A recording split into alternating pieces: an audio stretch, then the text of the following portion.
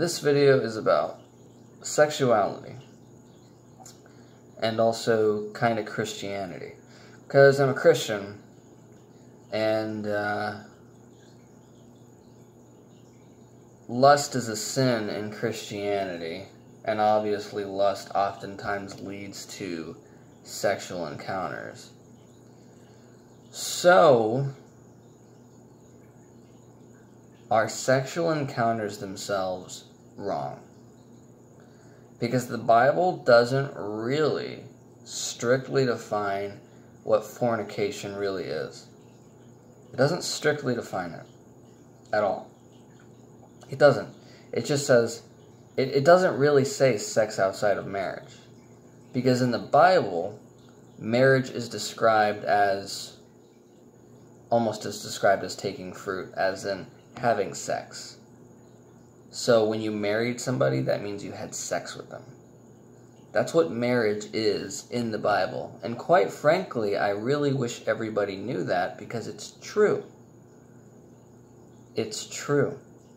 In the Bible, sex is marriage.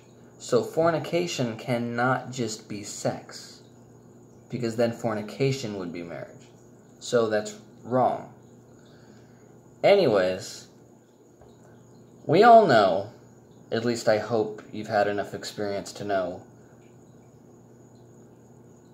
that there's two types of sexual encounters out of the sexual encounters that you have. There's one type of sexual encounter that feels gross and wrong, and it doesn't really fill you up. It kind of just makes you feel either bad, or it doesn't make you feel much of anything, and it's very short-lived, and it's not passionate. That type of sexual encounter. That feels very dirty and sinful when you do it. But that's not the only type of sexual encounter. There's another type of sexual encounter with people who maybe you're more compatible with, where you're just really enjoying it, you're having a lot of fun, they're having a lot of fun, and there's passion there. So that does not feel gross or sinful at all. As a matter of fact, there is something innately beautiful about it, something naturally beautiful about it, something God-givenly beautiful about it. And that's undeniable. And the beauty and intimacy of that is undeniable and indescribable. That's a moment that you never forget. It makes you feel really good, and you're really happy that you had it, and it gets a lot of things out of your system, and it's healing. And you feel good for a long time after you do it. So these two sexual encounters are very different from each other. So it doesn't, one feels evil and sinful and short-lived and just fleshy, and the other one feels extremely spiritual. So, how can they both be sin?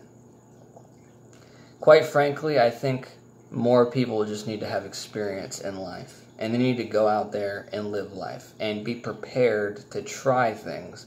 Because I think more people would think, the way I'm thinking now, is these are not the same type of sexual encounter. One of them is fleshy and sinful, and one of them isn't. And you don't have to really know the person to have the latter. You can actually have a very intimate, and sometimes it makes it even more intimate, that you don't know the person. So why is it sinful? Because like I said, in the Bible, fornication is not strictly defined. And it's definitely not defined as sex outside of marriage, because marriage in the Bible was sex. When you married yourself onto somebody and became one flesh, that means two fleshes joining together, okay? It means sex. That's what it means. It's very obvious. It doesn't mean what it means now, okay? And that's fine. You can live your life that way. But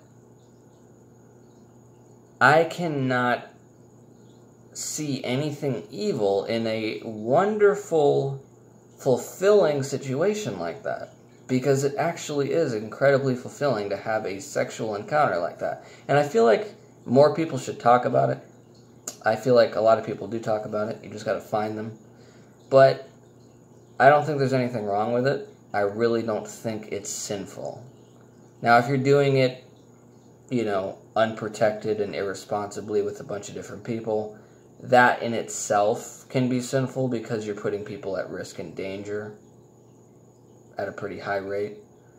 But intimate moments consecutively, by themselves, individually, that feel amazing like that, don't seem evil at all. They feel almost godly. That orgasmic energy that you both have. And things match up. They're synchronistic. There's nothing better on earth than that feeling. So if that's evil, then I think we're in a lot of trouble, quite frankly. It's not evil. I don't believe it is. But I would love to hear your opinions in the comment section down below. My social media is in the description down below. I'm trying to get to 1,000 subscribers, trying to get more followers on Instagram, and more people on my Snapchat and my Facebook as well. So that's in the description. Hit the bell icon so you don't miss an upload after you subscribe. Share with all your friends and family, and thank you for watching. I will be back in a flash. Thank you.